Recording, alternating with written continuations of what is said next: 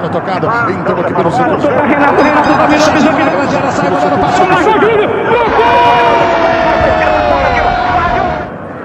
Primeira vez que o nosso time vem completo, consegue jogar. Antes, nos jogos anteriores, não estávamos conseguindo impor o nosso futebol, que é mais agilidade, toque de bola, velocidade. Hoje conseguimos fazer isso com perfeição e, graças a Deus, conseguimos o nosso primeiro resultado. Espero que de muitos outros em frente. Agora, com a primeira vitória, o que vai mudar no time? O ânimo? O que muda para o restante da competição? Olha, o ânimo com certeza, mas eu acho que agora, daqui em diante, o time descobriu como é que joga, o nosso esquema de jogo, toque de bola, o time deles é mais pesado, a gente tem que aproveitar a nossa agilidade, toque de bola e habilidade, isso que é importante. Você foi um dos destaques da partida, catou tudo que podia. O que você achou desse jogo aí de hoje?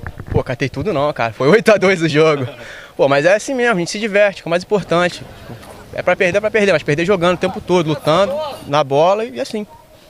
Quando o jogo estava 3-2, né, pro time do Racing, teve um lance duvidoso ali que o Pacheco chutou, o juiz marcou o gol, mas todo mundo viu que a bola foi para fora. O que você achou desse lance ali? Bom, o juiz se engana, mas foi muito para fora. E se você olhar bem, se ele parasse para olhar, tem um buraco bem do lado onde a bola passou, entendeu? Mas acontece, errou e eles iam ganhar de qualquer jeito. Independente desse gol, com ou sem esse gol eles iam ganhar. Justamente isso que eu te perguntava, você acha que esse lance foi determinante para o resultado final da partida? Não, eu acho que foi determinante o fato de a gente não ter reserva, o time cansou. No final abriu um sol aí, a galera perdeu o oxigênio e a gente não conseguiu acompanhar mais. Foi só isso.